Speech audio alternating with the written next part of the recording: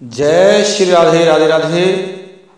श्रोताओं साथियों, आज एक बहुत ही सुखदायक जबरदस्त प्रश्न पूछा गया है और वो मुझे ऐसा लगता है आज से पहले आपने किसी से सुना भी नहीं होगा। पहले उस प्रश्न को सुन लीजिए, चलो पीछे बात करेंगे इससे। तो प्रश्न है कि श्री हनुमान जी के पुत्र मकरध्वज की माता जी का क्या नाम था। साथियों, यहाँ पर हनुमान जी के पुत्र जो थे मकरध्वज और उनकी जो माता थी उसका नाम पूछा गया है कि क्या नाम था। साथियों, आज तक किसी ने नहीं बताया होगा और मैं प्रमाण के साथ में उसको बताने जा रहा हूं। और दूसरा प्रश्न पूछा है, मकरध्वज की माता किस मुनि के ऋषि के श्राप के कारण मछली योनि को प्राप्त हुई। पहले कौन थी, इसमें यहां पर मकरध्वज की माता का पूर्व जन्म पूछा गया है। तो साथियों, यहां पर मैं बताने जा रहा हूं कि मकरध्वज की माता का पूर्व जन्म क्या था, क्या नाम था, कैसे था। साथियों, विषय बड़ा जबरदस्त है और बड़े प्रमाण के साथ में मैं कह रहा हूं। साथियों, कोई भी विद्वान अगर कोई इस बात को सुन रहे होंगे, निश्चित है कि अगर उनको किसी तरह की कोई शंका है जरूर कमेंट करें और मैं उनके प्रश्न का उत्तर दूंगा। लेकिन उस विद्वान से पहले लघु सिद्धांत कौमुदी के बारे में पूछा जाएगा।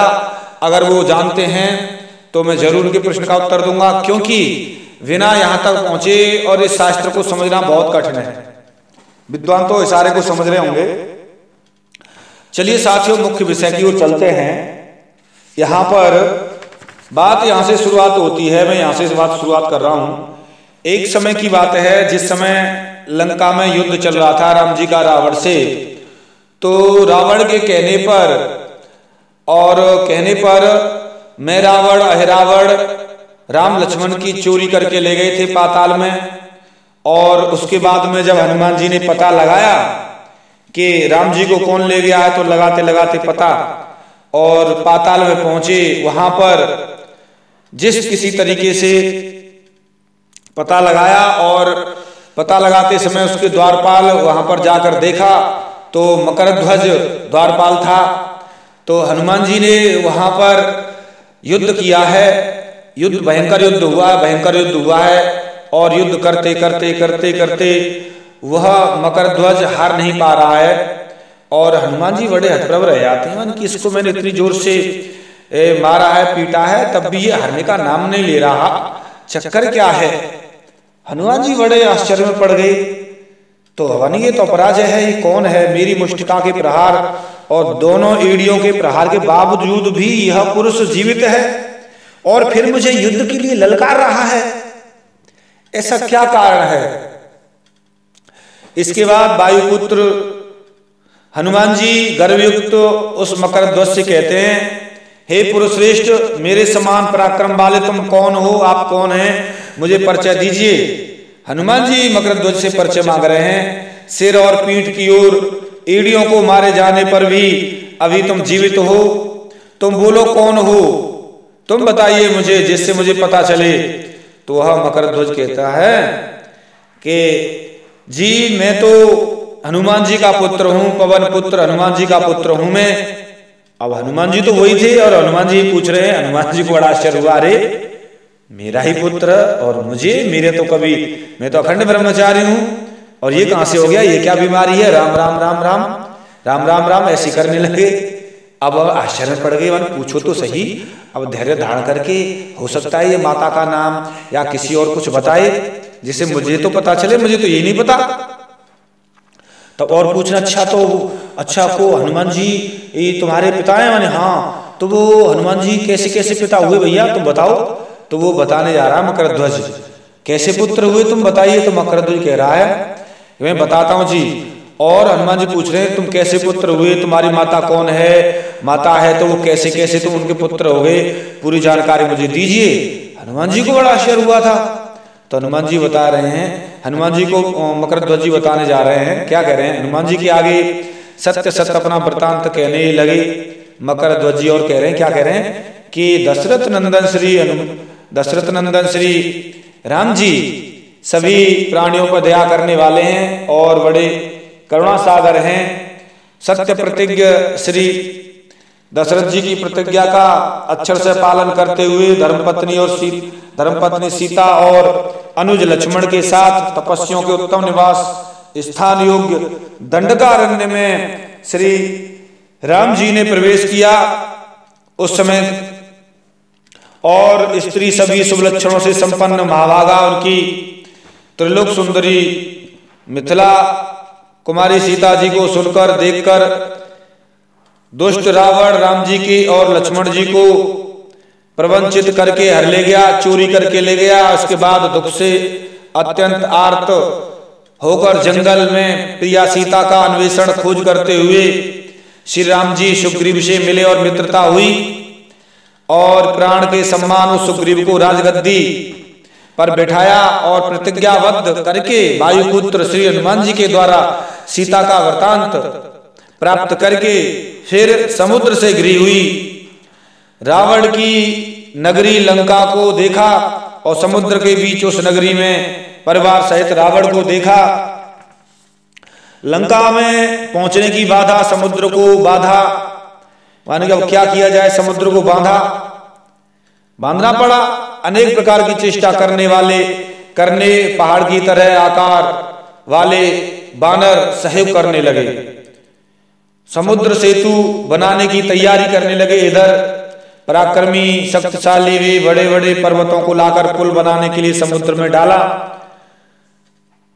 पुल बनाने के लिए, सेतु बनाने के लिए बड़े बड़े पत्थरों को लाते गए और उधर बानरों में कोई महाबली बुद्धिमानों में श्रेष्ठ शंकर नंदन श्री हनुमान जी नामक बानर अपराजे हैं, जिनके भयंकर पराक्रम वाले सुग्रीव अंगद आदि मेंद्र आदि सखा हैं, मित्र हैं। उन हनुमान जी के द्वारा समुद्र बांधने के लिए बहुत से पहाड़ लाए गए। उस समय परिश्रम के कारण उत्पन्न उनकी ललाट माथे पर पसीने की बूंदें अपूर्व मोती की तरह टपकने लगी और चुचाने लगी। माथे पर पसीना आ गया उनकी इतनी मेहनत पर। तो बानर श्री हनुमान जी ने उस पसीने की बूंद को हाथ से पहुंचकर समुद्र के जल में फेंक दिया। सहज में फेंक देते हैं, पहुंच लेते हैं माथे से, ऐसे फेंक दिया और समुद्र के अंदर स्थित, यहां पर नाम आता है साथियों, दीर्घदेही नामक एक मत्स्यांगना महान बलशालिनी भूख से क्षुब्ध मन वाली उस तेजस्वी पसीने के जल को पीकर सुखी हुई। संत भगवान का और महापुरुषों का, भगवान का सब कुछ तेज होता है, किसी से कोई भी चीज उत्पन्न हो सकती है। तो वो मछली जो थी उसका नाम दीर्घदेही था। यहाँ पर साथियों नाम बताने जा रहा हूं मैं। मकर ध्वज की माता का नाम दीर्घदेही था और उसने हनुमान जी के पसीने को निगल लिया था, पी लिया था। और उस मत्स्यांगना ने, मछली ने श्री हनुमान जी के समान पराक्रमी पुत्र को पैदा किया। वह बालक मकरध्वज नामक इंद्र आदि के द्वारा दुर्जय था, अजय था, जीता नहीं जा सकता था, इतना पराक्रमी था। वह मैं हनुमान जी का पुत्र और मुझे उत्पन्न करने वाली मेरी मां दीर्घदेही है, जो मेरी पवित्रता पतिव्रता माता पहले गंधर्व नारी थी, पहले गंधर्व कन्या थी। साथियों एक समय की बात है कि मतंग जी महाराज, संत जी मतंग मुनि तपस्या कर रहे थे जल में खड़े होकर, और उस गंधर्व कन्या ने मछली का रूप धारण करके उनको तपस्या को भंग करना चाहा और मतंग जी को गुस्सा आ गई, क्रोध आ गया और क्रोध से श्राप दे दिया। ऐसा श्राप दिया, भयंकर श्राप दिया कि कोई सीमा नहीं रही उसकी। और महर्षि ने बाद में प्रसन्न होकर श्राप की सीमा नहीं रही, इतना भयंकर श्राप दिया कि अब देखिए गुस्से में आ गए थे संत जी महाराज। अब गुस्से में तो व्यक्ति कुछ भी कर सकता है। तो संत जी ने भी कहा, अच्छा देखता हूं, कपिराज के पसीने की बूंद तुम्हारे मुख में गिरेगी। अब यहाँ पर उस गंधर्व कन्या को श्राप दिए हैं। देखिए क्या कह रहे हैं उस मछली को, कपिराज पसीने की बूंद तुम्हारे मुख में गिरेगी, शीघ्र उससे तुम में गर्व होगा और उससे जिससे पुत्र की उत्पत्ति होगी। साथियों, इस कारण से मछली ने उस बूंद को निगला था। निकलने का कोई तरीका नहीं होता, लेकिन मतंग मुनि का श्राप था। मतंग मुनि की इस तरीके से श्राप दिया था, उस कारण से सब काम संभव हुआ और वह बालक हनुमान के समान पराक्रमी और मकरध्वज नाम होगा, मत्स्य बल्लभ नाम होगा। फिर उसे गंधर्व शरीर को प्राप्त करोगी, फिर तुम उसे उत्पन्न करने के बाद में और ये जीवन के बाद तुम मुक्त हो जाओगी और जो पहले गंधर्व कन्या थी गंधर्व कन्या हो जाओगी।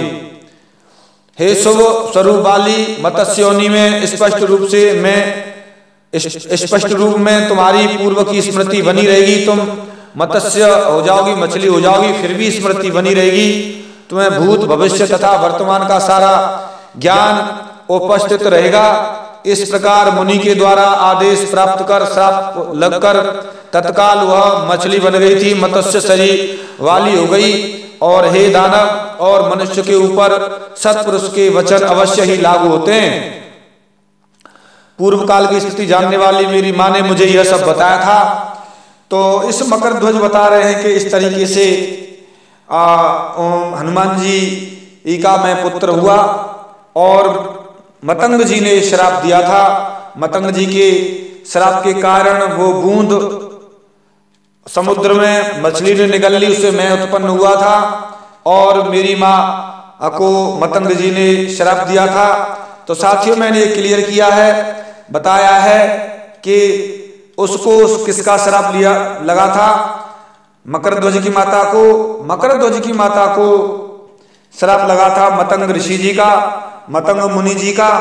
इस कारण से ये सब कार्य संभव हुआ, क्योंकि वो मछली बनी। मछली के मुंह में वरदान के अनुसार, श्राप के अनुसार हनुमान जी का पसीना तेज रूप में निकल गई और गंधर्व जो कन्या थी उसके मछली रूप में हो गई थी, उससे मकरध्वज उत्पन्न हुआ। इस कारण से साथियों, पूरा वृत्तांत मैंने आपके समक्ष रखा, बताया। साथियों, अगर कहीं किसी को कोई चीज समझ नहीं आई हो कमेंट करें, मैं जरूर आपके प्रश्न का उत्तर दूंगा। साथियों, ये बहुत ही गहरा रहस्य आपके समक्ष, अगर आपको नहीं समझ आया है तो बार बार वीडियो को बार बार सुनेंगे तो जरूर गहरा रहस्य समझ आ जाएगा। साथियों, इस कारण से मैंने आपके समक्ष ये बात रखी और मैं दोबारा से आपके समक्ष बात अगर नहीं समझ आई हो तो रखूंगा। तब तक के लिए मिलता हूं किसी एक विशेष गहरे रहस्य के साथ में। तब तक के लिए जय श्री राधे राधे राधे, जय श्री राधे।